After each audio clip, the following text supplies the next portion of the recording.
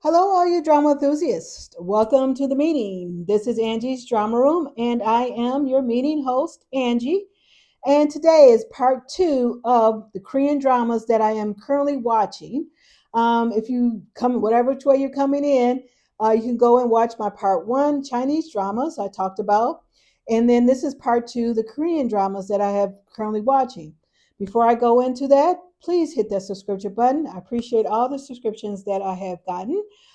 Hit the like button, and also if you like, give a comment and let me know. Again, what dramas are you be watching? I will put a timestamp in the description box below.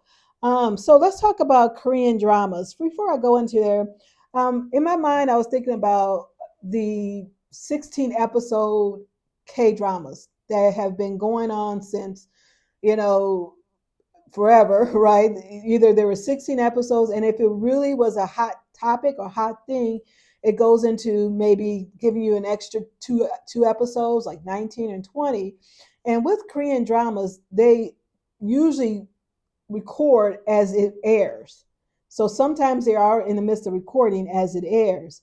But now I think since they switched over to different platforms such as Netflix, Disney Plus, Prime Video, a lot of those dramas are now narrowing down to 12. Some are even 10, but the most I believe are between 12 and 14. And with the 16 episode drama, it's not that they're no longer obsolete or no longer good anymore. It's just the fact that it's not as detailed as it was before. They don't put a lot of details in the dramas anymore. It's like it's like you only have 3 days, and we need to get you in, get you out. Sometimes the leads are the main leads are only in certain scenes maybe 15 minutes out of the full 45 minutes, because then you have to go into the second leads and things like that. So that's the reason why these 16 episode dramas. Which ones I'm talking about? I'm talking about Miss Undercover Miss Hong. Um, I did start watching it. I do enjoyed it. But by the time I got to halfway mark, I lost interest. Now, um, it just, I mean, to me at that point, I just need to get to the point, because now they're just incorporating a lot of situations for her. And to me, it's like they didn't leave a suspense enough to say, try to find this book. I know where the book is. I'm like, the book is right there. And so that was the thing. And so now it is completely finished airing. So I might just jump on to the end of the episode. That's the reason why a lot of times where they're saying is the last episodes are the highest ranking, because people stop watching and they just went into the end to see what happened.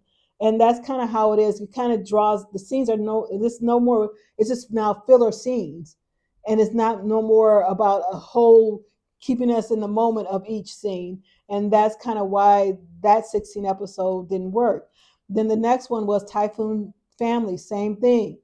Just put this characters in situations. After a while, okay, let's get to the point. And then the other one was something about Thief.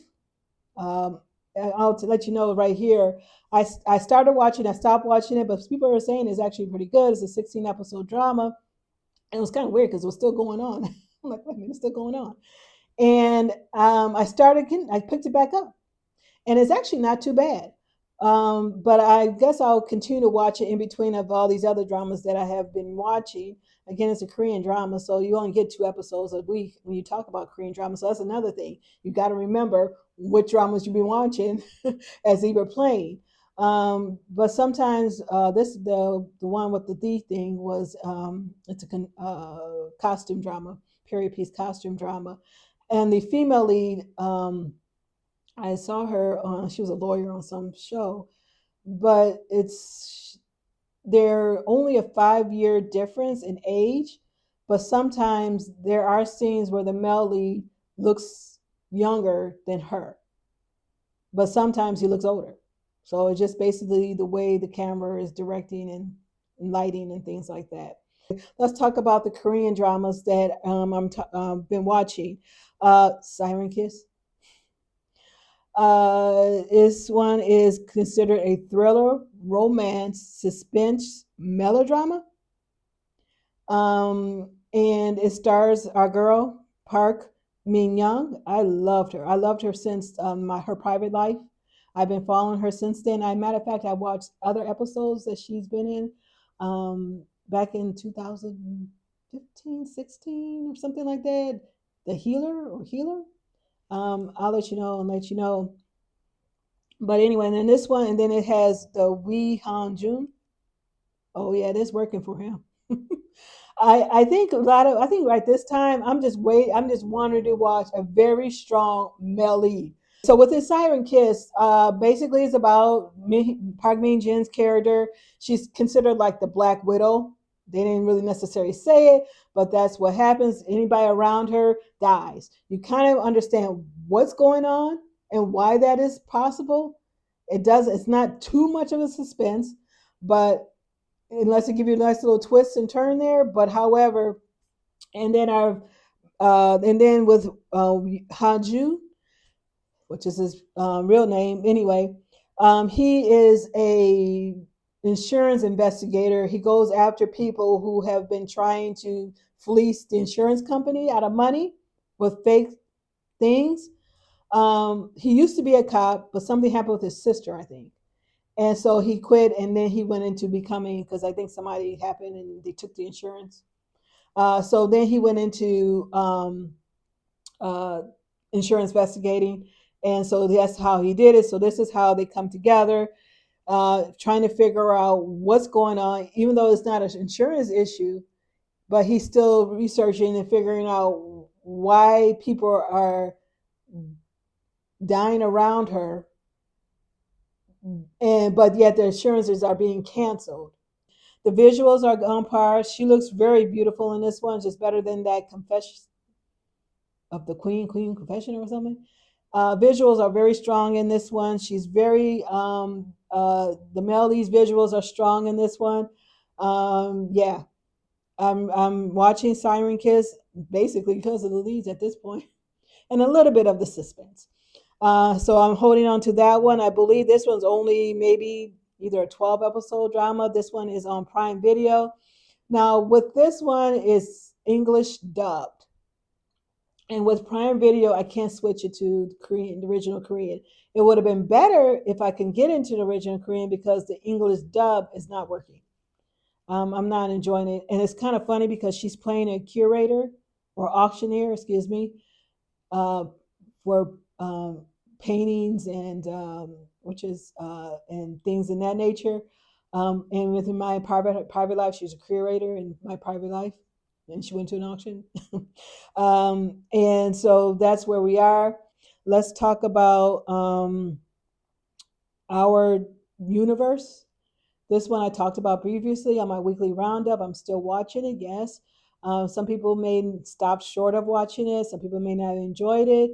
We're talking about 20 somethings who had to become guardians of their little nephew. Little boy is cute. He is so adorable. People want to say he's AI. That little boy is cute. What happens is called cutaways. Okay, they making sure because they only can keep him on set, so they would probably film him separately and do cutaways. And they try and get him to react to certain situations. So that's kind of how it goes. And sometimes he actually did really good in the scene itself, um, but it's actually not too bad, even though they're young. They're trying to bring in these adult actors and actresses in it too. Um, it's a little weird. Like the male leads, he took off a month from his actual job because he stopped being a photographer because of his brother, and because he needed. I can't remember why he took a month off. Anyway, so then, but in the meantime, as he took off a month off this job, he takes a gig to work as a freelancer for another photographer, a really well known photographer. because something happened to his apartment, so he needed money. And so that's kind of how also how they cohabitated. And I thought that was weird.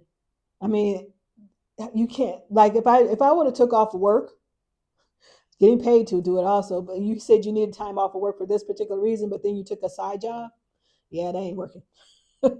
But anyway, but it's still actually it was actually pretty good. The father comes back. You automatically know why the father came back after a while. I'm like, oh, I know why this man came back. And now I believe I think we're going in almost to the final episodes of this drama. So I am still currently watching the last few episodes of this drama. Um, let's talk about the next one, Still Shining. This one stars our Got Seven Park Yin Young. Saw him on Our Written Soul. This one again is like a coming of age drama again. They start off as their young selves. And one thing about also I noticed lately in Korean dramas, there's no more telling a story. They kind of just put you in the narrative already into the story without telling you what the problem is. So it opens up where the Park Jin Young, he's taking his brother off a bus, and his brother broke his foot. Um, and you have to at least wait until maybe even the second episode almost to know why he did that or what was really going on. There's flashbacking. But it's just basically that's kind of how it is. It's coming of age, romantic drama, and I am still currently watching that one. The next one is In Your Radiant Season. Okay, this is a 12 episode. This is on Disney Plus. If you are in the States, you'll probably have to go to Hulu to watch it. And this stars Lee Sung Kwon. Uh, of course, I just saw her in the other one, The Nice Guy. Um, she, in this Iranian season, this one again is a melodrama, romantic melodrama. And basically, something's been happening to people around her. So she's developed this fear of really getting close to people, and so her family, um, she's scared that her family might get hurt. So she has to find a way to succumb to all this.